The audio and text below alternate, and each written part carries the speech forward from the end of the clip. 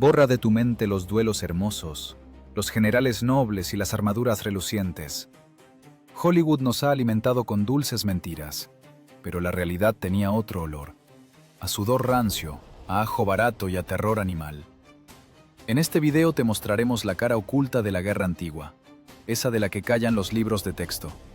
Descubrirás por qué en la formación romana se estaba más apretado que en un vagón de metro lleno, y por qué incluso los veteranos más valientes a menudo se orinaban encima segundos antes del choque.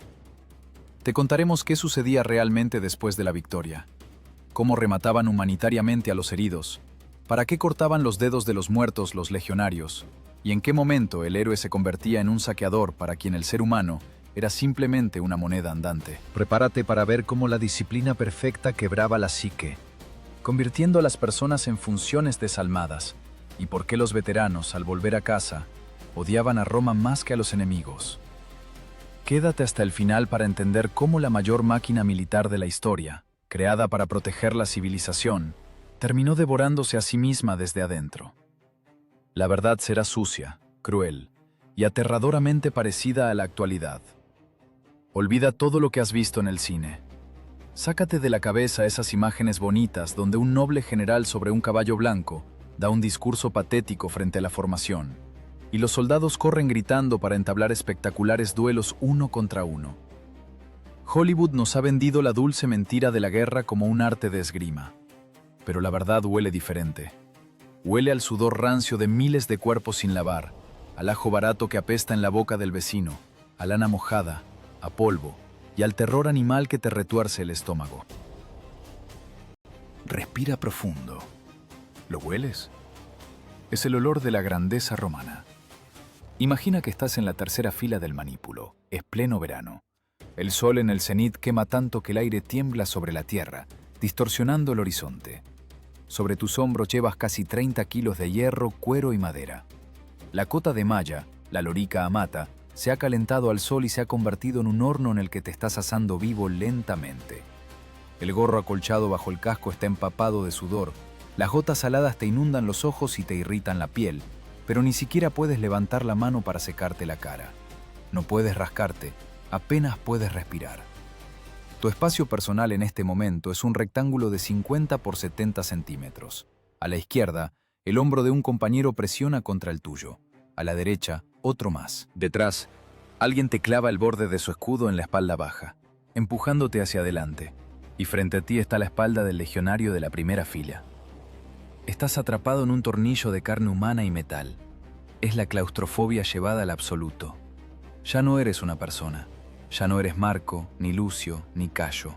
Eres un ladrillo, un bloque estándar y sin rostro en el muro que Roma erigió para aplastar al mundo. En las películas nos muestran espacio. Los héroes agitan espadas, saltan, esquivan. En la realidad, no tienes espacio ni para tomar impulso. Si intentaras hacer un movimiento amplio, como en el cine, golpearías con la empuñadura a tu propio compañero en la cara o dejarías tu costado abierto para una lanza enemiga. El combate romano no es un baile. Es una aglomeración en hora pico en un metro en llamas, solo que todos tienen un trozo de acero afilado en las manos. ¿Escuchas ese estruendo? No es música épica. Es un ruido ensordecedor que vuelve loco. Miles de pies, calzados con hierro, amasan la tierra seca levantando columnas de polvo que te taponan la nariz y la garganta. Toses, escupes saliva negra, pero el ruido no cesa. Los golpes de los bastones de los centuriones contra los escudos para alinear la formación. Los aullidos salvajes de los bárbaros al otro lado del campo, que intentan asustarse no a ti, sino a sí mismos. Y ese zumbido bajo y gutural de la propia tierra, vibrando por el movimiento de dos avalanchas vivas listas para chocar. ¿Podrías estar parado aquí? ¿No responder golpe por golpe, sino simplemente pararte y esperar? El legionario no es un guerrero solitario sediento de gloria. Este no es lugar para héroes. Si decides tomar la iniciativa, salir de la formación y mostrar tu valentía, eres un cadáver. Es más, eres un traidor. Porque al abrir la formación, matas al que está a tu izquierda y al que está a tu derecha. La máquina militar romana no funcionaba gracias a la destreza individual, sino a la supresión total de la personalidad. Te entrenaron durante años, no para que aprendieras a matar bonito, Te entrenaron para que dejaras de ser humano y te convirtieras en una función. Mira tu escudo. El scutum no es solo defensa, es un arma de ataque. Una puerta pesada y curvada con una protuberancia de bronce, el umbón en el centro. Cuando comience el infierno, tu tarea no es esgrimir. Tu tarea es embestir con todo el peso de tu cuerpo, con toda la inercia de la multitud que corre detrás, contra el hombre de enfrente. Golpearlo con el borde del escudo en la cara, romperle la nariz, sacarle los dientes y con el umbón golpearle el esternón para romperle las costillas y sacarle el aire de los pulmones. Los griegos llamaban a esto otismos, el empujón. Imagino un partido de rugby gigante, donde dos masas de personas de varias toneladas intentan desplazarse mutuamente resbalando sobre barro y sangre. Solo que el perdedor en este empujón no cae simplemente al pasto. Cae bajo los pies de cientos de personas que lo pisotean contra la tierra, rompiéndole los huesos, sin siquiera notar sobre qué están caminando. Siente el peso en tu mano derecha, el gladius, una hoja corta y ancha, parecida a una hoja grande de planta. No está hecha para golpes cortantes de los que saltan chispas. Está hecha para un trabajo vil, rápido, casi quirúrgico. En esta estrechez, cuando estás presionado escudo contra escudo, solo tienes oportunidad para una estocada corta. De abajo hacia arriba, en la entrepierna, en el estómago, bajo las costillas. O desde arriba, por encima del borde del escudo, a la garganta o la cara. Nada de tintineo de acero. Solo el sonido sordo del metal golpeando carne y el rasgado de la tela. Pero lo más aterrador ocurre ahora, segundos antes del choque. No ves nada. Frente a ti está la nuca de tu compañero. Estás ciego. No sabes cuántos enemigos hay adelante. No sabes si te están rodeando por el flanco. Te orientas solo por el silbido penetrante de los cuernos de señales y los gritos del centurión, que con insultos cubren el ruido de la batalla. Tu vida depende de si ese chico de la primera fila sostiene el escudo. Si él cae, tú serás el siguiente. El miedo en la legión no es solo una emoción, es un estado físico. El nivel de adrenalina es tal que el tiempo se ralentiza. Oyes cómo golpea la sangre en tus sienes, ahogando los sonidos del exterior. La boca se te seca tanto que la lengua parece papel de lija. La vejiga se contrae. Muchos, incluso los veteranos, se orinan encima justo antes del contacto. Y nadie los juzga por eso, porque el organismo suelta lastre antes de la muerte. La táctica romana era genial en su crueldad. Convertía la guerra en una cadena de montaje industrial. La legión no ganaba porque sus soldados fueran más fuertes o más valientes. Los bárbaros a menudo eran más altos, físicamente más poderosos, y peleaban con la furia de los condenados. Pero peleaban como una multitud de héroes. Los romanos peleaban como un organismo único, donde la vida de una célula individual no valía nada. Te enseñaban a mantener la formación, incluso cuando a tu lado a tu amigo le rompían el cráneo con una piedra de honda. Debías pasar por encima de él y cerrar la brecha, al instante, sin piedad, sin pensarlo. Era una máquina de deshumanización puesta a máxima potencia. Para crear un imperio, primero había que matar al humano dentro del propio soldado, erradicar su instinto de autoconservación y reemplazarlo con automatismo. Disciplina es una palabra bonita que a los historiadores les gusta escribir en los libros de texto. En la práctica, significaba que le tenías más miedo a tu centurión con su vara de vid que al gigante barbudo con un hacha que corría hacia ti rugiendo salvajemente. El centurión te mataría lenta y vergonzosamente por cobardía. El enemigo te mataría rápido. La elección es obvia. Y entonces la distancia se acorta. Quedan 30 metros, 20. El aire se llena de silbidos. Son los pilums, jabalinas pesadas, volando hacia el enemigo. Golpes sordos, gritos de dolor, el crujido de los escudos bárbaros partiéndose. La formación exhala. Una exhalación unísona y bestial de 1000 gargantas. Los escudos se levantan, los músculos se tensan, preparándose para el impacto que te sacará el aire. En ese segundo dejas de ser tú mismo. Te conviertes en parte del martillo que está a punto de caer sobre el yunque. La línea entre el hombre civilizado y el asesino se borra. Solo queda el reflejo. Golpea o muere. La pared de escudos se estrella contra la carne viva. y el mundo se reduce al tamaño de la hoja de tu espada que busca dónde clavarse. Impacto. El mundo colapsa en un destello cegador de dolor y ruido. En el momento en que los escudos chocan, desaparece toda estrategia. Desaparecen los planes de los legados, trazados en tablillas de cera en el silencio de las tiendas. Solo queda el caos animal. Ya no ves el campo de batalla completo. Tu horizonte de sucesos se reduce a la distancia de un brazo extendido. Justo frente a ti, una cara deformada por la furia. No un enemigo abstracto, no una figura en un mapa. Un hombre. Ves sus dientes podridos, los tatuajes en sus mejillas, las gotas de saliva que vuelan de su boca abierta en un grito. Huele su vino agrio y su sudor rancio. Es una intimidad que no querías. Matar a distancia, cuando lanzas una flecha al cielo, es estadística. Matar aquí, en la primera fila, es un drama personal que dura fracciones de segundo, pero quema el alma para siempre. El gladius en tu mano cobra vida. ¿Recuerdas lo que enseñaba el instructor en el patio de armas cuando te golpeaba las piernas con un palo? Pincha, no cortes. El golpe de tajo requiere impulso, se atascan los huesos, te deja expuesto. La estocada es una mordedura de serpiente, rápida, imperceptible, mortal.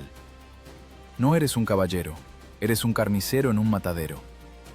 Mientras el bárbaro levanta su espada larga y torpe para un golpe heroico, tú haces un movimiento corto con el escudo hacia adelante, cortándole la respiración, e inmediatamente lanzas el brazo con la hoja. De abajo hacia arriba, bajo las costillas, o en la entrepierna. No es ruidoso, es asquerosamente silencioso. El gladius entra en la carne blanda con un sonido húmedo y chapoteante, como si un cuchillo cortara un saco de grano mojado. Ningún tintineo. Solo la sensación de resistencia de los tejidos que desaparece repentinamente cuando la hoja encuentra el vacío dentro del cuerpo. Y aquí llega el momento de la verdad. Los psicólogos llaman a esto superar la barrera. Para una persona normal es antinatural matar a un semejante. Tenemos un bloqueo biológico. Para clavar hierro en una persona viva mirándola directamente a los ojos, hay que romper al humano dentro de uno mismo. Ves cómo se dilatan las pupilas del enemigo. Ves la sorpresa. Aún no ha entendido que está muerto. Te mira, y en esa mirada hay una pregunta muda. ¿Por qué? Sientes cómo su peso cae sobre tu escudo, cómo la vida se le escapa a borbotones, caliente y pegajosa. ¿Podrías soportar esa mirada y no desviar los ojos? El legionario romano estaba obligado. Si dudas, si permites que la lástima o el shock detengan tu mano aunque sea por un instante, el siguiente golpe te partirá la clavícula. Los instintos de granjero, de pastor, de hijo que eras ayer, deben morir ahora mismo. En su lugar llega un vacío frío y calculador. Es un trance, una psicosis de combate. Dejas de pensar. Las manos hacen todo solas. Bloqueo con el scutum, golpe. Bloqueo, golpe. Un paso adelante sobre algo blando y resbaladizo. No mires bajo tus pies. Son cuerpos. Cuerpos de los que hace un minuto estaban parados a tu lado. Pisas las caras de amigos y enemigos, convirtiéndolos en una masa sangrienta, pero te da igual. Tu psique cierra persianas blindadas, cortando las emociones. De lo contrario, te volverías loco aquí mismo, en medio de esta carnicería. Te conviertes en un autómata, en un mecanismo perfectamente ajustado para la producción de cadáveres. A mediados del siglo I a.C., cuando las legiones de César trituraban la Galia, uno de los centuriones escribía a casa que sus soldados, después de la batalla, parecían sonámbulos. Comen, pero no sienten el sabor. Duermen, pero no descansan. Sus manos siguen temblando durante horas, apretando empuñaduras invisibles de espadas. Ese es el precio que paga la psique por lo que haces. En combate el tiempo se distorsiona. 5 minutos de combate cuerpo a cuerpo parecen una eternidad. El organismo humano no es capaz de soportar tal tensión por mucho tiempo. Por eso los romanos se relevaban, al silbato, como jugadores de hockey. Las filas traseras se filtraban hacia adelante a través de los intervalos, y las delanteras, asfixiadas, ensangrentadas, con ojos de locura, se retiraban hacia atrás. Era una cinta transportadora de muerte. Fuerzas frescas contra bárbaros cansados. Un cálculo cínico que no dejaba oportunidades a los héroes solitarios. Imagina ese sonido cuando la línea fresca choca contra el enemigo ya agotado. Crujidos, gritos de desesperación. Los bárbaros ven frente a sí no a personas, sino a una hidra de múltiples cabezas, a la que en lugar de la cabeza cortada, le crece inmediatamente una nueva, llena de fuerzas. Esto rompe la voluntad más fuerte que las bajas. Ves cómo en los ojos del adversario el miedo reemplaza a la furia. Empiezan a retroceder. Primero un paso, luego dos, y ahí está ese momento crítico. Alguien tira el escudo y da la espalda para correr. La epidemia de pánico se propaga al instante. La formación enemiga se desmorona. Y entonces comienza lo más terrible. La batalla termina, comienza la masacre. La puñalada por la espalda es el tipo de muerte más frecuente en la guerra antigua. Los romanos no conocían la caballerosidad. El enemigo que huye no es motivo de misericordia, es un blanco fácil. Corres tras ellos, cortas piernas, cuellos, espaldas desprotegidas. La tierra se vuelve resbaladiza por la sangre, te caes, te levantas, vuelves a golpear. El aire es espeso, como almíbar, por el olor a vientres abiertos y excrementos. En este frenesí de persecución pierdes la apariencia humana definitivamente. Ya no defiendes a Roma, simplemente matas porque puedes. Porque el poder sobre la vida ajena es la droga más fuerte que jamás haya inventado la humanidad. De repente un sonido agudo y penetrante de trompeta. Retirada. La señal actúa como un latigazo. La niebla en la cabeza comienza a disiparse. Te detienes, respirando pesadamente, apoyándote en el escudo ensangrentado. El corazón late tan fuerte que parece listo para romper las costillas. Miras a tu alrededor. El campo, que por la mañana era un prado verde, ahora parece un matadero. Montañas de cuerpos rotos en poses antinaturales. Un gemido bajo de miles de voces que se levanta sobre la tierra. El sonido de la verdadera guerra. Miras tus manos. Están rojas hasta el codo. No es pintura. Es la vida de esas personas a las que acabas de convertir en objetos. En ese momento, cuando la adrenalina se va, dejando tras de sí una debilidad devastadora y frío, recuperas la conciencia. Vuelves a ser Marco o Lucio, pero ya eres otro. Has cruzado una línea de la que no hay retorno. Miras el cadáver a tus pies, un chico joven con la garganta cortada, y no sientes nada, excepto una indiferencia sorda. Y es precisamente en este silencio que llega después de la tormenta, cuando los gritos de los moribundos se convierten en la única música, que en los ojos de los sobrevivientes se enciende un nuevo fuego. No es furia, no es miedo, sino un brillo frío y depredador. Los ojos empiezan a recorrer los cuerpos muertos, evaluando no la magnitud de la tragedia, sino el brillo de los collares de oro en los cuellos de los cadáveres. La batalla por la vida ha terminado. Comienza la batalla por el botín. Silencio. Golpea los oídos más fuerte que el estruendo de la batalla. No es ese silencio reverente que hay en las bibliotecas o templos. Es un silencio denso y viscoso que cuelga sobre el campo donde acaban de truncarse miles de vidas. Pero si escuchas con atención, está tejido de sonidos que dan ganas de arrancarse la piel. Es una sinfonía de agonía, llantos, gritos inhumanos, gorgoteos de personas ahogándose en su propia sangre, el rasguño de uñas sobre la tierra seca. Miles de cuerpos esparcidos en el barro se mueven como la masa única y cortada de un gusano gigante. Estás parado en medio de este mar de dolor, y lo primero que sientes no es orgullo de vencedor, sino una náusea insoportable que te revuelve las entrañas. La adrenalina se fue, solo quedó la realidad. Mira a los que caminan entre los cuerpos. No son médicos, son buitres. Escuadrones especiales de la retaguardia, o los propios legionarios a los que les tocó el turno de limpieza. En los libros de historia a esto a menudo lo llaman prestar ayuda a los heridos, o remate humanitario. Tonterías. Olvida la palabra humanismo, aún no la habían inventado. Lo que sucede ahora es un reciclaje frío y pragmático. Un romano no gastará vendas y medicinas en un enemigo que mañana puede volver a tomar una espada. Ves como un veterano se inclina hacia un bárbaro que se retuerce. Tiene el abdomen abierto. Las entrañas se han derramado en el polvo, mezclándose con la hierba. El bárbaro llora. Llama a su madre en un idioma que nadie entiende.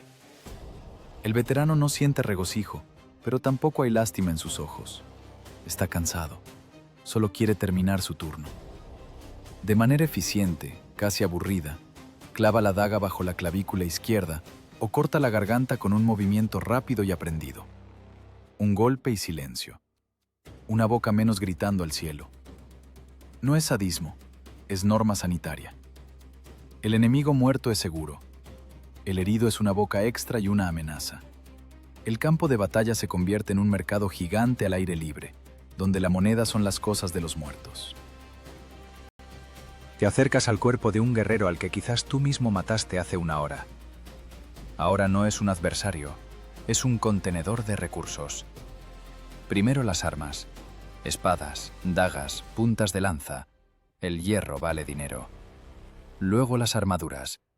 Quitar una cota de malla de un cadáver flácido y pesado es un trabajo sucio y sudoroso. El cuerpo no te ayuda, se resbala.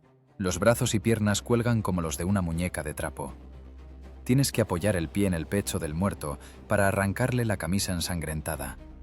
Hay sangre por todas partes. Se seca formando una costra en tus dedos, se mete bajo las uñas como suciedad negra, y ya ni intentas limpiarla. Luego viene la inspección personal, la etapa más íntima y repugnante del saqueo. Buscas en los bolsillos, desatas las bolsas en los cinturones, palpas la ropa en busca de monedas cosidas. Collares de oro en los cuellos de los jefes galos, brazaletes de plata, anillos. A veces el anillo no sale del dedo hinchado. ¿Qué hace el legionario? No busca aceite para lubricar la falange. Saca el cuchillo. Un crujido de la articulación y el aro dorado cae en la palma junto con un trozo de carne. Nada personal, solo negocios. Mira ya, más cerca del centro de la matanza. Un grupo de soldados ha encendido una hoguera justo entre el montón de cuerpos. Están sentados sobre los cascos de los enemigos caídos, como si fueran taburetes. Uno de ellos ha sacado un caldero y cocina una sopa de granos. Otro mastica un pedazo de pan duro, sosteniéndolo con la mano que hace 10 minutos escarbaba en las entrañas de un cadáver buscando oro escondido. Ni siquiera se limpió la palma. Muerde el pan y en la corteza quedan huellas marrones. Alrededor hay un olor que a un civil le daría vuelta al estómago. Una mezcla de heces, los intestinos se relajan en el momento de la muerte, el olor metálico de la sangre fresca y el aroma dulzón de la descomposición que comienza con el calor.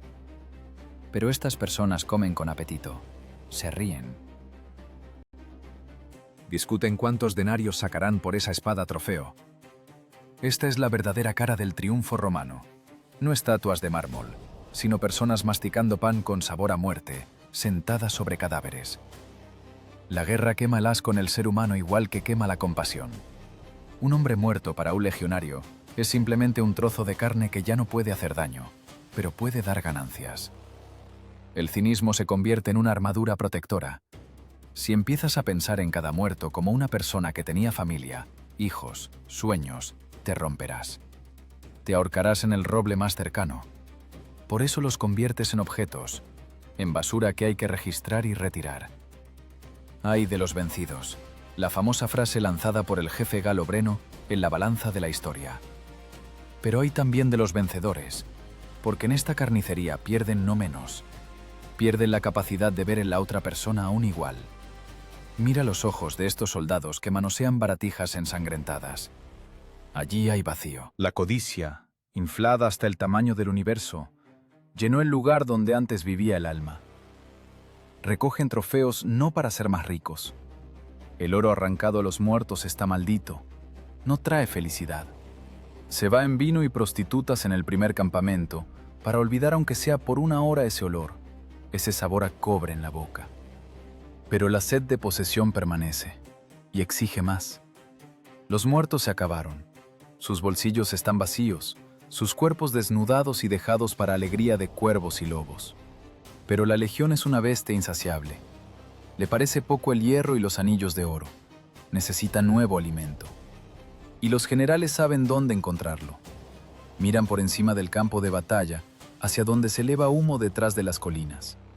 Allí donde no hay guerreros con espadas. Allí donde quedaron solo ancianos, mujeres y niños. El verdadero botín no espera aquí, entre los cadáveres. El verdadero botín aún respira, llora y se esconde en los sótanos. El oro es solo una bonificación agradable.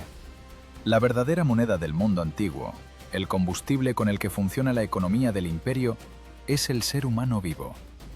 Y la legión da vuelta a su formación ensangrentada para ir por él. La máquina de muerte cambia de marcha. La guerra con los ejércitos ha terminado. Comienza la caza de personas. La guerra alimenta a la guerra. Este axioma cínico se atribuye a Catón el Viejo, pero cada legionario conocía su sabor mucho antes de que llegara las crónicas históricas. Una legión en territorio enemigo no es un ejército de libertadores, es una plaga de langostas. 5.000 hombres que necesitan comer todos los días. 5.000 máquinas de digerir calorías, seguidas por una caravana interminable de mulas y comerciantes. ¿De dónde sacar comida? De los graneros de aquellos a quienes viniste a civilizar. Cuando una legión pasa por una provincia, deja tras de sí un desierto perfectamente quemado. Imagina que entras en una aldea. La batalla en el campo terminó, y ahora comienza el trabajo. Aquí no hay falanges ni muros de escudos. Aquí hay cercas de mimbre, techos de paja y laberintos de callejuelas estrechas. Tu objetivo no es capturar la bandera. Tu objetivo es la limpieza total de recursos. Vas de casa en casa con una antorcha en una mano y una espada en la otra. La orden es simple. Todo lo que no se pueda llevar o comer debe ser destruido. Incendias los graneros con trigo, condenando a la región a morir de hambre el próximo invierno. Talas los huertos frutales que crecieron durante décadas. Matas el ganado que no puedes llevarte y dejas los cadáveres pudriéndose al sol para envenenar el agua de los pozos con el veneno de la carroña. Es terrorismo económico elevado al rango de estrategia estatal. Pero el recurso más valioso se esconde dentro de las casas. Derribas la puerta endeble de una patada. En la penumbra de la choza se aprietan unos contra otros mujeres y niños. Los ancianos, si aún están vivos, ya son inútiles. Se les da de baja con un golpe de espada en el mismo umbral. Pero los más jóvenes, míralos con los ojos de un romano. No ves personas temblando de terror, no escuchas sus súplicas, ves dinero caminando. En el mundo antiguo, una persona es el activo más líquido, moneda dura que se transporta sola. La mujer junto al fuego es tu futura vejez sin pobreza. El niño aferrado a su falda es un nuevo juego de armadura o un barril de vino de Falerno. El destino de las mujeres y los niños en este momento deja de ser una cuestión moral y se convierte en una cuestión de logística. Los oficiales llaman a esto el derecho del vencedor al trofeo Vigo. Las mujeres se convierten en moneda de cambio, divisa con la que se paga la lealtad de los soldados. Las que tienen menos suerte se convierten en juguetes vivos para el campamento, cuya vida se mide en semanas, hasta que las tiran como inventario roto. Los que tengan suerte terminarán en largas columnas caminando detrás de la caravana. Miles y miles de personas, atadas por el cuello como ganado, caminando hacia Roma. Mira esta procesión. Es una verdadera cinta transportadora de tráfico humano. Los traficantes de esclavos romanos, esos buitres del comercio, siguen al ejército pisándole los talones. Los tratos se cierran aquí mismo, con el fondo de las aldeas que terminan de quemarse. El legionario entrega al prisionero, recibe una bolsa de plata y sigue adelante. No se siente un monstruo, se siente un inversor afortunado.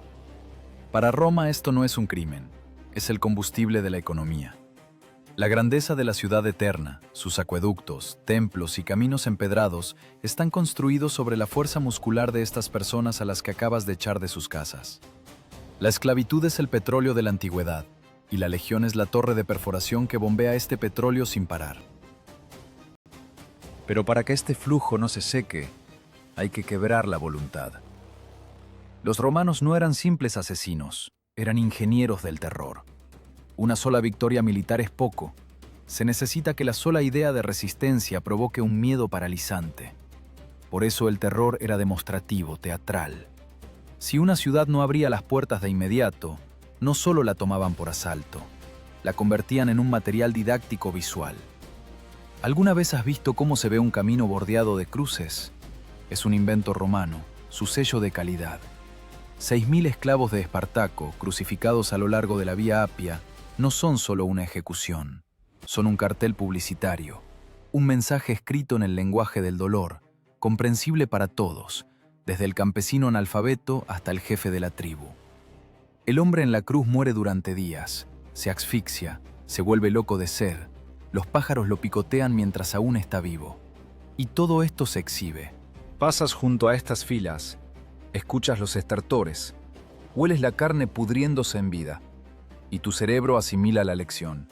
Sumisión o muerte en agonía. No hay tercera opción. Los legionarios a menudo cortaban las manos a todos los hombres en la región conquistada. No los mataban, no. El enemigo muerto desaparece, pero el lisiado regresa a su aldea. Está vivo, come, pero no puede sostener una espada. Se convierte en una carga para su tribu y un recordatorio viviente de la fuerza de Roma. Era un cálculo frío y matemático. Mutilar a la población de tal manera que físicamente no pudiera levantar una rebelión en los próximos 20 años. Así se construía la Pax Romana, la paz romana. Nos acostumbramos a pensar en ella como una época de orden y ley. Pero para un galo, un dacio o un judío, este mundo parecía un campo de concentración del tamaño de un continente. El silencio en las fronteras del imperio no se aseguraba con diplomacia, sino con el hecho de que ya no había nadie para gritar. La tierra simplemente no alcanzaba a absorber el precio de la victoria. Los generales escribían al Senado sobre la pacificación de las provincias, pero tras esas líneas secas se escondían genocidio y deportación masiva. Pero, ¿qué pasa con el alma de la persona que hace esto todos los días? No una ni dos veces, sino durante años.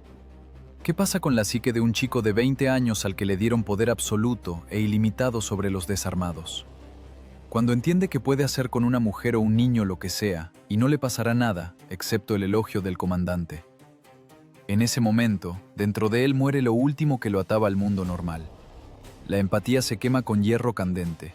Deja de ser un ciudadano, se convierte en parte de una manada, una casta cerrada donde rigen leyes muy diferentes. Y estas leyes son mucho más aterradoras que las escritas en las 12 tablas en Roma.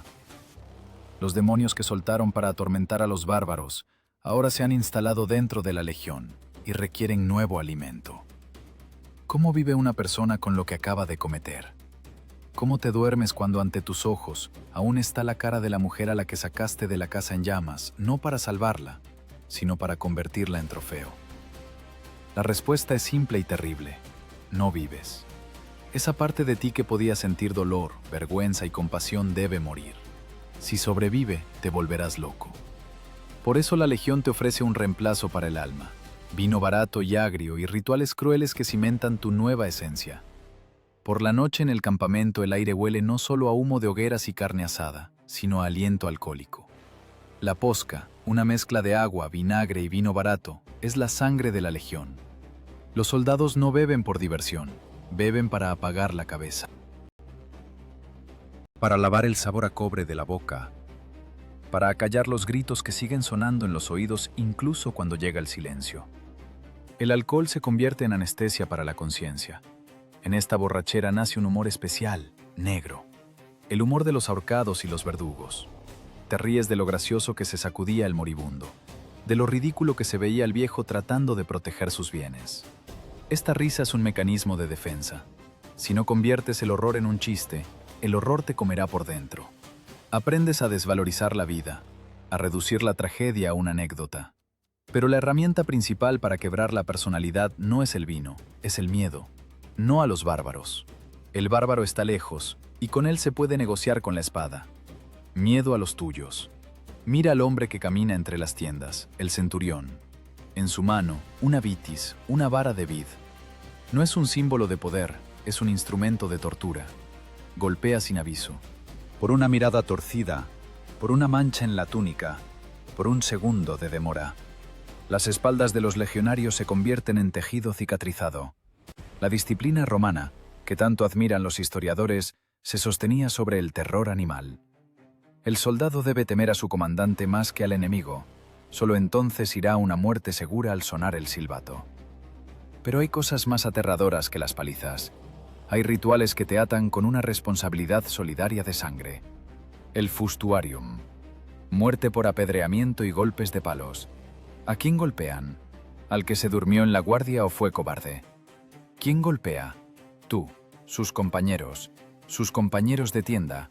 aquellos con quienes compartió el pan esta mañana. Imagina esta escena. Toda la legión se forma en cuadro. Al culpable sacado al frente lo desnudan. El centurión le toca el hombro con el palo, dando la señal. Y tú, su amigo, estás obligado a golpear primero. Si golpeas débilmente, si muestras lástima, eres el siguiente. Tomas una piedra o un garrote y empiezas a golpear a tu hermano de armas. Ves sus ojos llenos de súplica e incomprensión, pero golpeas, una y otra vez, convirtiendo su cara en una máscara sangrienta, rompiéndole las costillas hasta que deje de respirar. En este momento matas al humano en ti definitivamente. Te conviertes en cómplice del sistema. Ya no eres víctima de las circunstancias, eres verdugo. Es una trampa psicológica genial. La sangre del camarada en tus manos te ata a la legión más fuerte que cualquier juramento. Todos están atados por el mismo pecado. Son una manada de lobos que devora a los débiles en sus propias filas para sobrevivir. Y sobre todo esto cuelga el fantasma de la decimatio, el diezmo, la ejecución de cada 10º hombre, sorteo ciego. Cuando una cohorte huye del campo de batalla, no castigan a los cobardes, castigan a todos. Forman a los legionarios y cuentan de a 10. El 10º sale de la fila. No importa si es valiente o cobarde, veterano o novato. El sorteo es ciego. Y los 9 restantes deben golpear a ese 10º hasta la muerte. Es una crueldad absoluta y matemática. Te enseña que la justicia no existe. Solo existe la voluntad del comandante y el azar. Tu vida no te pertenece. Eres material desechable, un número en un informe. Así se forma la hermandad de los lobos. Dentro de este caldero se forja una nueva moral.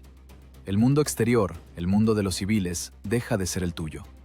Los miras, a esa gente limpia y suave en togas, a los comerciantes, a los campesinos, con desprecio. Ellos no conocen el olor de las tripas abiertas. No saben lo que es matar a un amigo para sobrevivir tú mismo. Son ovejas, y ustedes son los lobos que las cuidan. Y, como cualquier lobo, empiezan a mirar a las ovejas como presas. La empatía se convierte en un atavismo, una debilidad peligrosa. Si tienes lástima del enemigo, te matará. Si tienes lástima del amigo, te matará el centurión. El corazón se cubre de callos, duro como la suela de una cáliga. Te conviertes en la herramienta perfecta. No haces preguntas de ¿para qué? ¿Y por qué? Simplemente esperas la orden. Toda la complejidad de la naturaleza humana, todos los matices de los sentimientos se cortan, dejando solo los instintos básicos: comida, sueño, violencia, supervivencia. Y así, tras años de esta vida, cuando tu alma está quemada hasta los cimientos y tus manos se han acostumbrado al peso del gladius más que al arado, te dicen que el servicio ha terminado. Has sobrevivido. Pasaste por el infierno. Hiciste cosas de las que los dioses se apartan avergonzados. Y ahora eres libre. Pero, ¿a dónde regresa un hombre que tiene un desierto quemado por dentro? Un hombre que desaprendió a amar, pero aprendió la perfección a odiar. El legionario recoge sus pocas pertenencias, cuelga en el cinturón su merecida espada y gira el rostro hacia casa, hacia Italia. Pero aún no sabe que esa casa que recuerda ya no existe.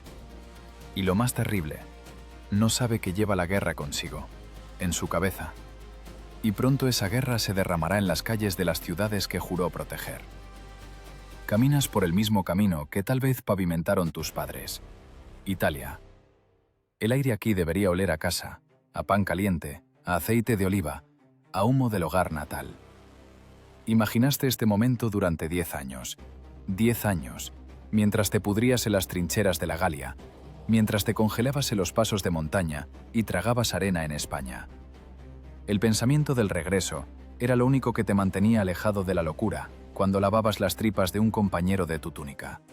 Pensabas, volveré y todo será como antes. Pero aquí estás parado en la curva conocida y el corazón se salta un latido. La casa no está. En lugar de la pequeña granja donde pasó tu infancia, donde cada arbusto era conocido, ante ti se extiende una plantación infinita y ajena. Un enorme latifundio que se ha tragado el horizonte.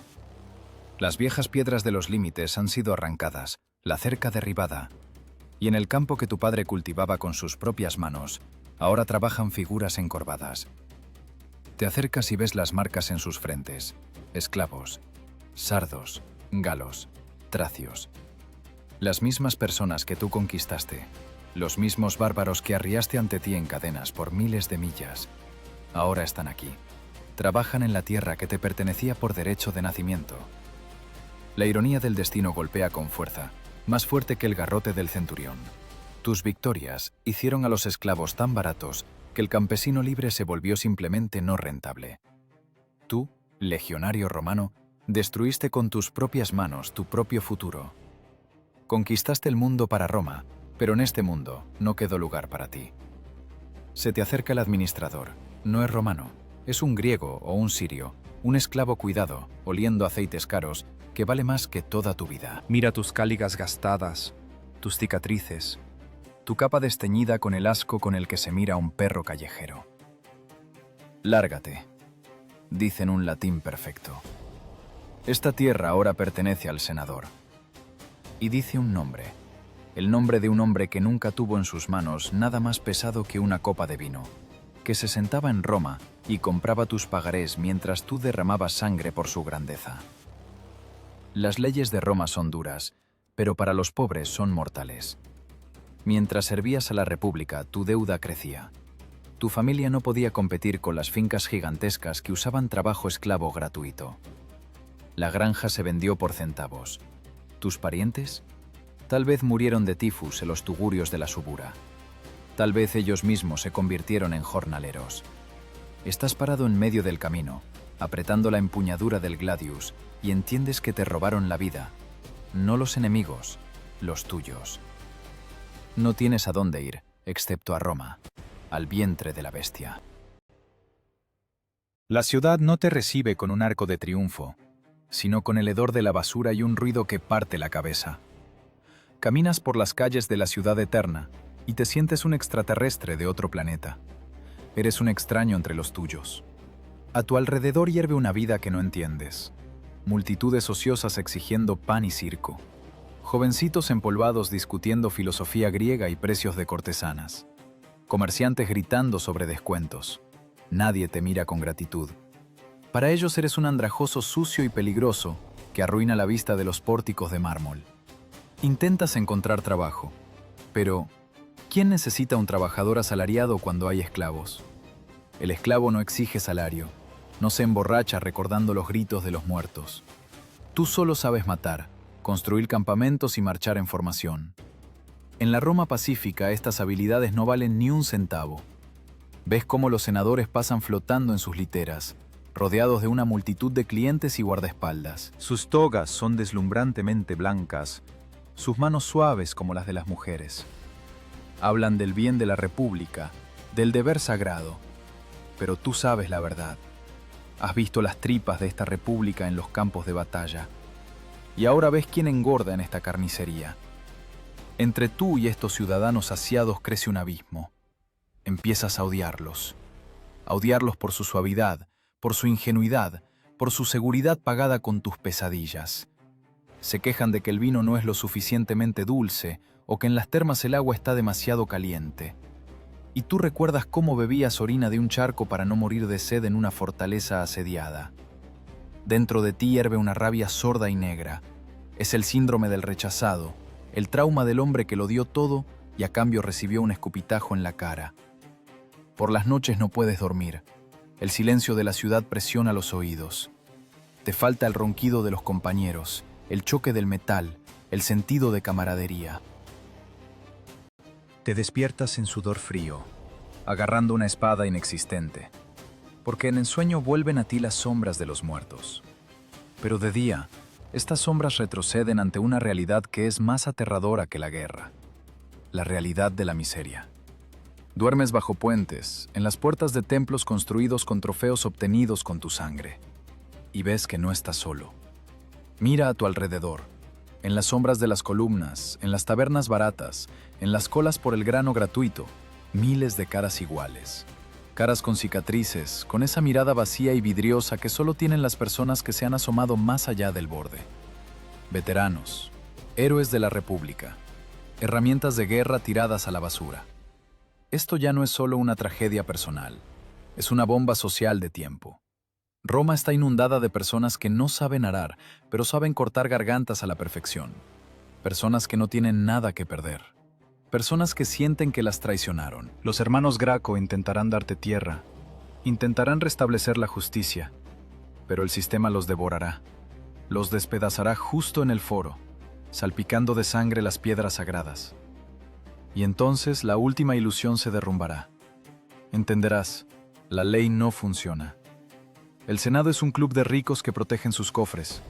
No hay justicia, solo hay fuerza. Y aquí estás sentado en una taberna sucia, girando en los dedos la última moneda de cobre y escuchando conversaciones.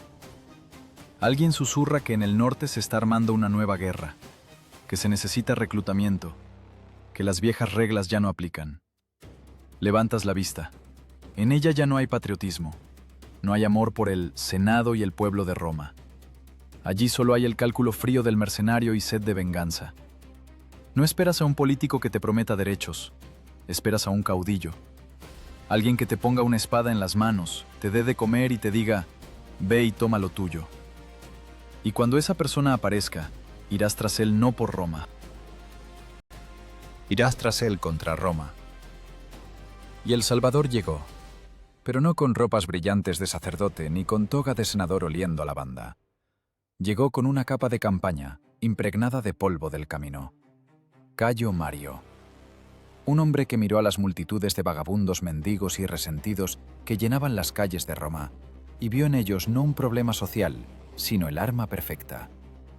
Antes de él, la legión era una reunión de terratenientes, personas que tenían algo que perder y a dónde regresar. Mario hizo una revolución de un plumazo. Abolió el censo de propiedad. Abrió las puertas de los cuarteles para aquellos que no tenían nada más que su propia vida y niños hambrientos. Para los proletarios. Piensa en esta palabra. Proletarius. Aquel que sirve al Estado solo produciendo descendencia. Personas función, bocas sobrantes. Mario les dio una espada y dijo, ahora ustedes son Roma. Fue el ascensor social más grande de la historia de la antigüedad, y al mismo tiempo, la sentencia de muerte para la República. El pastor de ayer, el ladrón de la subura, el granjero arruinado, todos se convertían instantáneamente en personas respetadas en cuanto se ponían el cinturón de soldado. El ejército les dio lo que la sociedad no podía darles, sandalias en los pies, sopa caliente en el estómago y, lo más importante, un sentido de existencia. Pero por este boleto a la vida había que pagar el precio completo. Mario no solo reclutaba soldados, creaba una nueva raza de hombres. Olvídate de las caravanas con esclavos que cargaban tus cosas. Ahora todo lo tuyo lo llevas tú mismo. Los legionarios recibieron el apodo de las mulas de Mario no por casualidad. Imagina, llevas armadura, armas, herramientas de atrincheramiento, pico, pala, hacha, reserva de comida para 3 días, caldero y un par de estacas para la empalizada. 40 o incluso 50 kilos de carga, atados a una horquilla especial a la espalda. No solo marchas, corres. 40 kilómetros al día, todos los días. Esta carga monstruosa hacía 2 cosas. Primero, convertía a los debiluchos de ayer en tendones de acero, capaces de cruzar medio mundo y entrar en combate de inmediato. Y segundo, arrancaba al soldado de la tierra. Ya no estás atado a la casa, a la temporada de cosecha, a la familia. Tu casa es una tienda de cuero para 8. Tu familia es el contubernio, esos 7 tipos con los que duermes, comes y matas. Tu tierra es el lugar donde estás parado ahora mismo. La legión se convirtió en un estado autónomo y autosuficiente que se desplaza en el espacio. Y aquí ocurre el principal cambio psicológico que los historiadores a menudo pasan por alto tras la descripción de las batallas. ¿A quién es leal ahora este soldado? ¿Al Senado y al pueblo de Roma? Para la mula de Mario, el Senado es un puñado de viejos dragones que le robaron la granja a su padre. Y el pueblo de Roma es una multitud de holgazanes que le escupe en la espalda. La única persona que importa es el general, el que le dio trabajo, el que paga el sueldo, el que comparte con él las penurias de la marcha y come la misma papilla junto a la hoguera. El general se convierte en padre, Dios, y lo que es más importante, el único banquero. La legión se convierte en una corporación privada. en una banda de saqueadores de escala colosal. El contrato es simple. Tú le das al general tu lealtad y sangre, y él te promete una parte en el saqueo y un pedazo de tierra para la vejez. El fondo de pensiones del legionario no está en el tesoro del Estado, sino en el bolsillo de su comandante. Si el general gana, serás rico. Si el general pierde o los políticos lo destituyen, te quedarás sin nada. Por eso el éxito del general se convierte en tu asunto personal de supervivencia. Empiezas a mirar a tu caudillo con adoración fanática. Cuando Julio César o Pompeyo se dirigen a los soldados, ya no dicen ciudadanos, dicen compañeros. ¿Sientes la diferencia? Es la ruptura del vínculo con la sociedad civil. Ya no sirves a la ley, sirves a la personalidad. Estás dispuesto a cortar la garganta a cualquiera quien señale el dedo de tu líder, ya sea un jefe galo, un senador o otra legión romana. Así nace una casta profesional de asesinos, totalmente alienada del país que supuestamente protege. Tienen su propio idioma, una mezcla de latín y jerga de cuartel. Tienen sus propios dioses, los estandartes de la legión, las águilas, a las que adoran como ídolos. Perder el águila es peor que la muerte, es la pérdida del alma de la legión. Tienen sus propias leyes, donde el derecho del fuerte es la única verdad. El civil para ellos es un pagani, que en la jerga de los soldados significa aldeano, paisano, casi un subhumano. Este sistema funcionaba perfectamente mientras las conquistas ocurrían en las fronteras exteriores. La máquina trituraba bárbaros, enriquecía a los generales y daba trabajo a los pobres. Pero, ¿qué pasa cuando las ambiciones del general se vuelven más grandes de lo que permite la ley? A sus espaldas tiene 30.000 matones profesionales que solo le son leales a él. No tienen conciencia, ni lástima, ni respeto por las antiguas tradiciones. Solo conocen la orden. Y un día el general comprende. ¿Para qué pedir permiso al Senado si tiene en sus manos una fuerza capaz de tomarlo todo? La reforma destinada a salvar a Roma creó el mecanismo de su destrucción. Las legiones se convirtieron en pistolas cargadas apuntando a la sien de la República. El poder se escurrió del foro a los campamentos militares. Ahora el destino del mundo no lo decidían las votaciones en togas, sino el humor de los veteranos apretando las empuñaduras de las espadas. Y a estos veteranos les daba absolutamente igual a quién saquear, sea la lejana Partia o a la rica Italia. Solo esperaban una señal. Y esa señal, inevitablemente, tenía que aparecer cuando alguno de los grandes caudillos decidiera que Roma era solo una ciudad más que se podía tomar por asalto. El oro que fluía a los bolsillos de los legados los cegó, y empezaron a ver enemigos no en los bárbaros más allá del Rin, sino unos en otros. Llega el momento en que el depredador, habiéndose comido a todas las ovejas de la zona, gira la cabeza y ve frente a sí a otro depredador. Era un final inevitable. La máquina creada para conquistar el mundo no tiene botón de stop. Necesita sangre para que los engranajes sigan girando. Y cuando los enemigos externos se acabaron, o se volvieron demasiado pequeños para saciar las ambiciones de los generales, las legiones dieron un giro de 180 grados. La punta de la lanza, que durante siglos miró hacia afuera, apuntó al corazón de Roma. Imagina este horror surrealista. Estás en la formación. En el calendario es el año 49 a.C., o el 82, o el 42. Las fechas cambian, la esencia sigue siendo la misma. El aire tiembla por el calor, pero tienes frío, porque frente a ti, cruzando el campo, no hay una multitud de bárbaros semidesnudos en pieles. Allí hay filas de escudos rojos igual de rectas, geométricamente impecables. Allí brillan las mismas águilas. Allí suenan las mismas órdenes en tu latín natal. La guerra civil es una guerra con tu propio reflejo. Levantas el gladius y el hombre frente a ti hace lo mismo, con la misma velocidad y técnica. Ambos estudiaron con los mismos manuales. Ambos saben lo que hará el adversario en el siguiente segundo. Es una partida de ajedrez donde las piezas están hechas de carne y los jugadores saben todas las jugadas de antemano. La eficiencia del ejército romano, su disciplina y letalidad ahora trabajan en su propia contra. Es una enfermedad autoinmune del imperio. Las células protectoras del organismo enloquecieron y comenzaron a devorar los tejidos sanos. La batalla de Farsalia, Filipos, Módena. Los historiadores las describen como grandes duelos tácticos entre César y Pompeyo, Antonio y Bruto. Pero para el soldado en la primera fila fue el trabajo más sucio de su vida. Matar a un galo es fácil, es ajeno, parece una bestia. Hablan un dialecto que suena a ladridos. Pero, ¿cómo matar a un hombre que insulta con las mismas palabrotas que tú? ¿Cómo clavar la espada en la cara de un chico con el que tal vez bebiste en una misma taberna en Capua? Para obligar a los soldados a hacer esto, los generales tuvieron que inyectarles propaganda al límite. Ellos traicionaron a la República. Ellos quieren quitarles su tierra. Ellos no son romanos, son esclavos de ambiciones. La mentira fluía como un río, convirtiendo a ex conciudadanos en monstruos. Y funcionó. La matanza fue monstruosa precisamente porque fue una matanza de profesionales. Nadie corrió en pánico. Las legiones resistieron a muerte, triturándose mutuamente con la metodicidad de una picadora de carne. Los campos quedaron cubiertos no solo de cadáveres, sino del mejor acervo genético de la nación. La flor de la juventud itálica que se destruía a sí misma por el capricho de 2 o 3 egómanos. Pero el verdadero infierno no ocurría en el campo de batalla. El infierno llegó a las ciudades.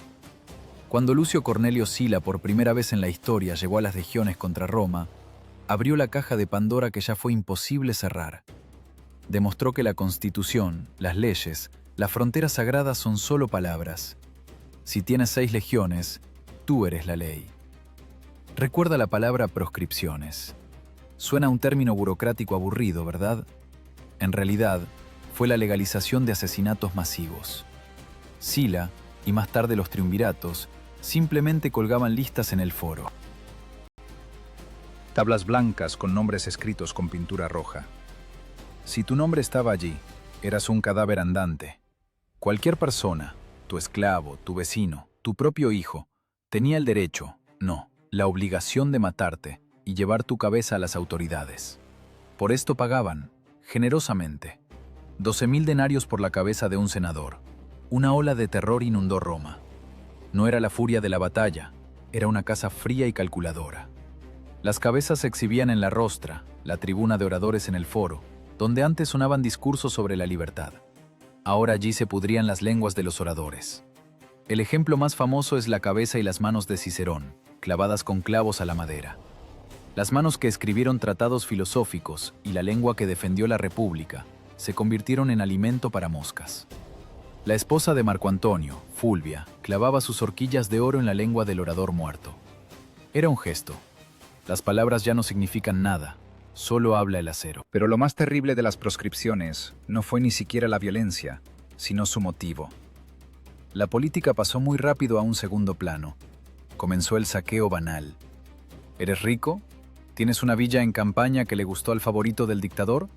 Felicidades, eres un enemigo del pueblo. Tu nombre se inscribía en la lista retroactivamente, ya después de que te hubieran degollado en tu propia cama. Los vecinos denunciaban a los vecinos para ampliar su terreno. Los esclavos mataban a los amos por la libertad. El tejido moral de la sociedad, que se cosió durante siglos, se rompió en pedazos en un par de meses. Los romanos entendieron, no hay tuyos, solo hay depredadores y víctimas. Las guerras civiles cegaron la vieja aristocracia de raíz. Esos mismos nobles senadores de los libros de texto desaparecieron. Fueron exterminados por familias enteras. En su lugar, llegaron personas nuevas, Advenedizos cínicos y crueles, ascendidos sobre sangre, perros fieles de los líderes militares. Precisamente en este caldero de fratricidio se quemó la República Romana. No cayó bajo los golpes de los bárbaros, cometió suicidio. Se cortó las venas en el baño tibio de su propia grandeza. El vencedor se llevaba todo. Pero, ¿qué era ese todo? Una Italia quemada, provincias arruinadas, montañas de cadáveres y una población paralizada por el miedo. La gente estaba cansada. Estaban tan agotados por décadas de matanza interminable que estaban dispuestos a entregar su libertad, sus votos, su dignidad a cualquiera que simplemente prometiera que mañana no los matarían. Ansiaban silencio. Y lo obtuvieron. Cuando Octavio Augusto, el último sobreviviente en esta batalla real, proclamó el fin de las guerras, el pueblo lloró de felicidad. Saludaron a su nuevo amo sin entender que firmaban un contrato con el diablo. La República ha muerto. ¡Viva el Imperio! Pero este mundo, la Pax Romana, del que tanto les gusta hablar a los poetas, fue construido sobre cimientos de huesos. Era el mundo de una prisión, donde el orden lo aseguraba un carcelero con un garrote. La fachada fue restaurada, el mármol lavado de sangre, pero dentro del edificio ya se había instalado la podredumbre. El sistema que devora a sus creadores simplemente tomó una pausa para digerir lo tragado, antes de empezar a pudrirse vivo bajo el brillo del oro. Y entonces llegó el silencio, ese mismo silencio bendito por el que rogaban a diosas y madres. Octavio Augusto, genio del marketing político, cierra solemnemente las puertas del templo de Jano. Las guerras han terminado. Pronuncia la frase que entrará en la eternidad. Recibí una Roma de ladrillo y la dejo de mármol. Lindo, ¿verdad? Pero si te acercas a este mármol y lo rascas con la uña, descubrirás debajo la misma sangre seca. La Pax Romana, la famosa paz romana, fue la mayor ilusión en la historia de la humanidad. Fue una jaula de oro cuyos barrotes estaban hechos de legiones y cuya cerradura se mantenía con miedo. La paz dentro del imperio se compró al precio de una guerra interminable y sucia en sus periferias. Mira el mapa de aquel tiempo. ¿Ves esa delgada línea roja que corta Europa y Asia? El limes, la frontera. No es solo una cerca, es una herida abierta que no sanó durante siglos. Mientras en Roma los poetas componían odas y los patricios se relajaban en las termas, aquí, en los bosques húmedos de Germania y los desiertos de Siria, la picadora de carne no se detenía ni un minuto.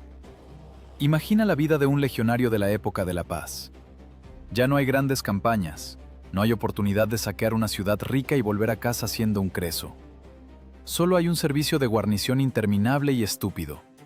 Te pudres en un fuerte de madera en el fin del mundo. Alrededor, el silencio hostil de la espesura, desde donde en cualquier segundo puede volar una jabalina. No eres un conquistador, eres un vigilante. Tu tarea es ser un escudo vivo contra el que se estrellan las olas de bárbaros que intentan irrumpir hacia el comedero. Es una guerra de desgaste. Emboscadas, pequeñas escaramuzas, patrullas con barro hasta las rodillas. La psique del soldado aquí se deforma de manera diferente que en las grandes batallas. No es la psicosis aguda del ataque, es la locura lenta y viscosa de la espera de la muerte. Y esta máquina requería combustible, una cantidad monstruosa de combustible. El ejército romano pasó de ser un instrumento de expansión a convertirse en un parásito gigante que devoraba su propio estado. Piensa en la economía de este proceso. 25, y a veces 30 legiones. Cientos de miles de soldados profesionales a los que hay que pagar sueldo en plata, alimentar, vestir y enviar a la pensión con un pedazo de tierra. ¿De dónde sacar dinero si las conquistas se detuvieron? Si el flujo de nuevos esclavos y oro se secó. La respuesta es simple, de los bolsillos de aquellos a quienes este ejército protege. Los impuestos en las provincias se disparan hasta el cielo. Un campesino en la Galia o Egipto trabaja de sol a sol no para alimentar a su familia, sino para pagar un nuevo escudo para un legionario en el Danubio. El imperio empieza a devorarse a sí mismo. La economía se estanca porque todos los recursos se van al mantenimiento del bloque de fuerza. Es un círculo vicioso. Para cobrar impuestos a una población descontenta se necesita un ejército, y para mantener al ejército se necesitan impuestos. Pero lo más terrible no ocurría en las fronteras ni en la tesorería. Lo más terrible ocurría en las cabezas de los soldados. Entendieron el secreto principal del imperio. El emperador no es el vicario de los dioses en la tierra. El emperador es aquel a quien señalen las espadas de las legiones. El poder se trasladó definitivamente del Senado a los cuarteles de la Guardia Pretoriana. Mira a estas personas con armaduras relucientes paradas detrás de César. Los pretorianos, la élite, los guardaespaldas. Pero ¿quién protege al emperador de su propia guardia? Nadie. Estas personas captaron rápidamente que su consentimiento silencioso valía más que todo el oro de Roma. Se convirtieron en creadores de reyes. ¿No les gustó el emperador? ¿Es demasiado tacaño? ¿Demasiado estricto? Una visita nocturna al dormitorio, una almohada en la cara o una daga en las costillas, y ya los prefectos de la guardia sacan de detrás de la cortina al asustado tío Claudio o proclaman gobernante a otro general. La apoteosis de esta locura llegó en el año 193. Tras el asesinato de otro emperador, los pretorianos hicieron lo impensable. Pusieron el trono del Imperio Romano en subasta. Imagina esta escena. El estado más poderoso del planeta se vende como un mueble viejo o un caballo de raza. Los soldados gritan desde los muros del campamento: ¿quién da más?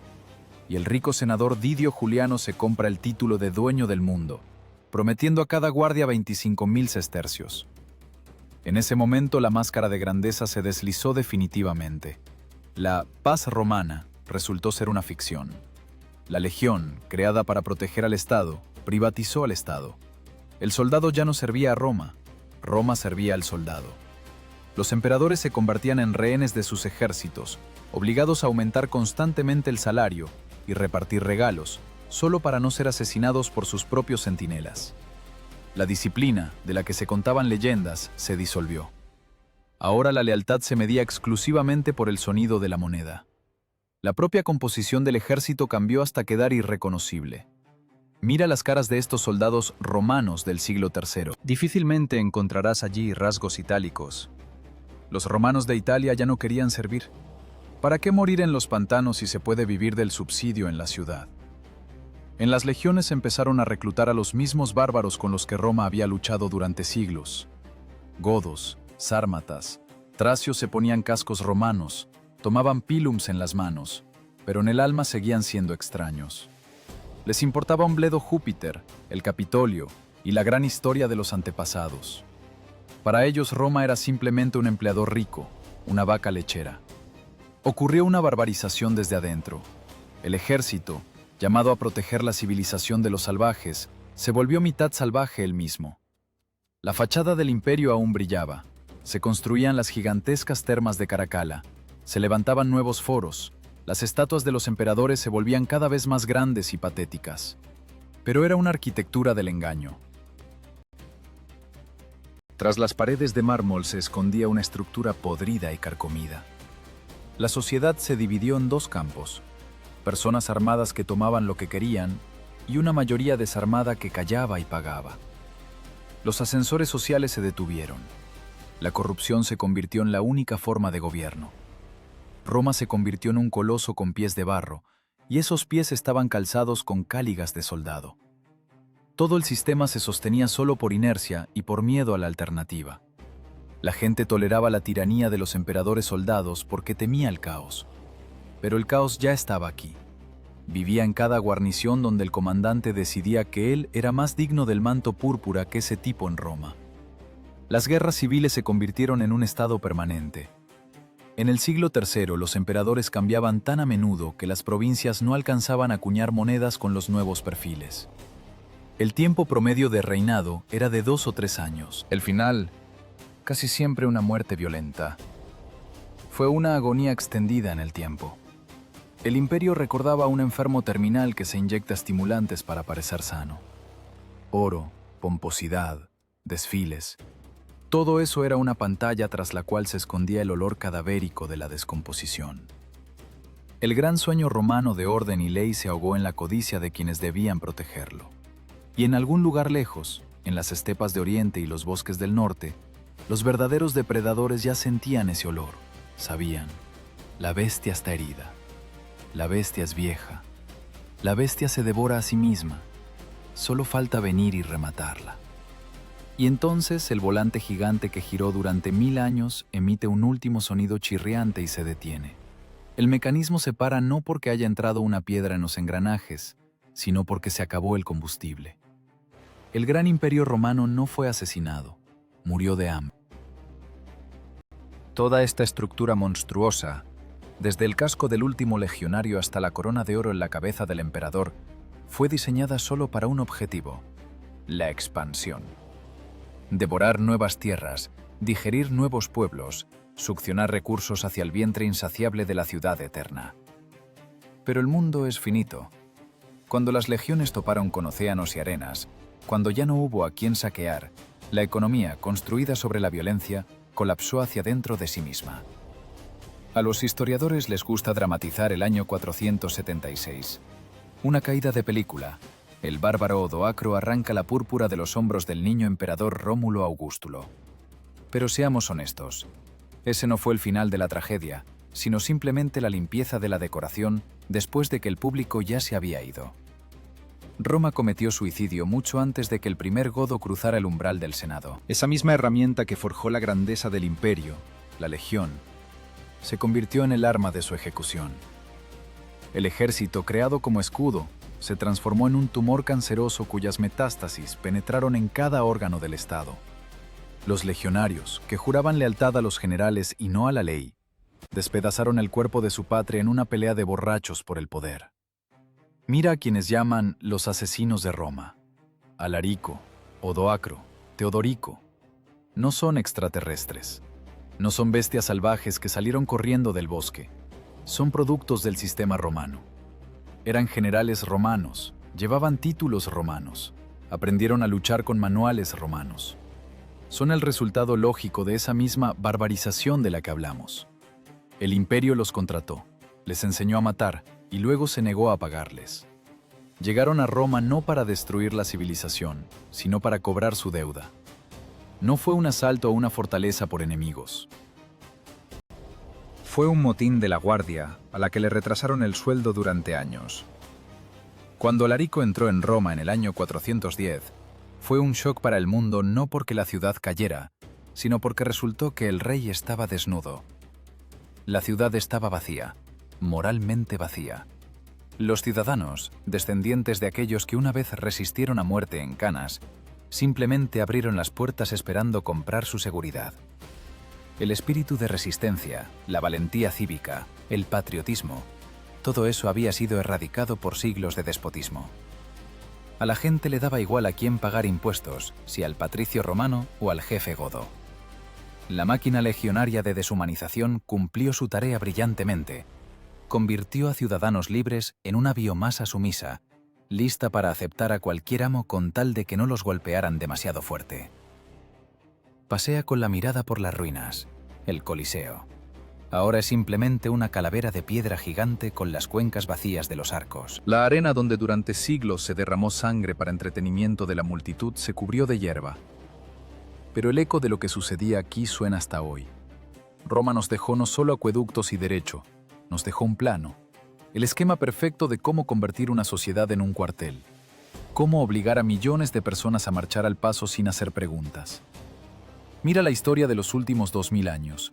Cada dictador, cada tirano que soñaba con el dominio mundial, intentó probarse la armadura romana.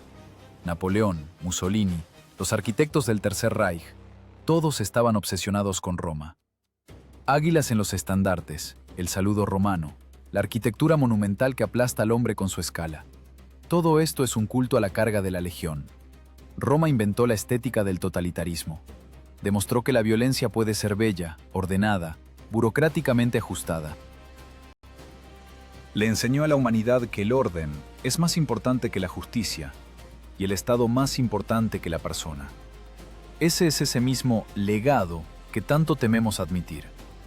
Admiramos los caminos y las leyes, pero diligentemente no notamos los cimientos de huesos sobre los que se sostiene todo esto. Roma probó que se puede crear una civilización altísima basada en la crueldad absoluta, que se pueden escribir poemas geniales y al mismo tiempo arrancar la piel a personas vivas en la plaza, que humanismo e imperio son cosas incompatibles. La legión no es solo una unidad militar, es un virus de la conciencia. La idea de que la fuerza da el derecho y que el fin justifica cualquier medio. Mira la estatua de Augusto de Prima Porta. Está de pie, con la mano levantada en un gesto imperioso, tranquilo, ideal, divino. Pero ahora sabes lo que se esconde detrás de ese mármol. Hueles a quemado de las aldeas galas incendiadas. Escuchas el crujido de huesos bajo las botas de los legionarios en Dacia. Ves los ojos vacíos del veterano que olvidó cómo amar, pero recuerda cómo matar. La grandeza de Roma es una fachada tras la cual se esconde un matadero gigante, y cada vez que escuchamos sobre la necesidad de mano dura, sobre fronteras sagradas y ataques preventivos, escuchamos la voz de un fantasma que recorre Europa. El fantasma de la legión. ¿Y qué fue de aquel legionario? Ese chico sin nombre con el que empezamos este camino. Marco, Lucio o Cayo cuyos huesos se deshicieron en polvo en algún lugar cerca de York o Alejandría. No obtuvo ni gloria ni riqueza, lo traicionaron. Le prometieron que llevaba paz y civilización y lo convirtieron en verdugo y saqueador. Su alma fue pasada por la picadora de carne de la disciplina, le exprimieron todo lo humano y tiraron la cáscara vacía al margen de la historia. No murió por el imperio. Murió para que su comandante pudiera comprarse otra villa más o convertirse en emperador por una hora. Esta es quizás la lección más amarga. La máquina tritura no solo a los enemigos, tritura en primer lugar a sus propios operadores. Y aquí estás parado al borde del tiempo, mirando los escombros de la mayor máquina militar de la historia. El polvo se asentó, los gritos cesaron. Solo quedó el silencio y las piedras. La historia dictó su sentencia y es inapelable. Cualquier grandeza construida sobre la deshumanización está condenada. No se puede construir un paraíso para los elegidos, creando un infierno para todos los demás. Tarde o temprano el infierno irrumpirá adentro. Los muros caerán, no porque el enemigo sea fuerte, sino porque los defensores se pudrieron por dentro. Ahora que hemos recorrido este camino desde el primer golpe de Gladius hasta la caída de la última piedra, hazte una pregunta. Mira al bárbaro en piel de bestia que defiende su casa, y al romano envuelto en bronce que metódicamente, según las instrucciones, extermina un asentamiento entero por beneficio económico. Mira atentamente y di, ¿quién de ellos era en realidad el bárbaro?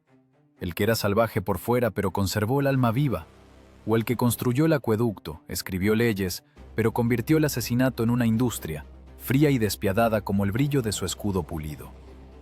La respuesta a esta pregunta nos asusta hasta el día de hoy, porque en el espejo de la historia, para nuestro horror, con demasiada frecuencia no vemos al bárbaro, sino el perfil impecable y brillante del legionario romano.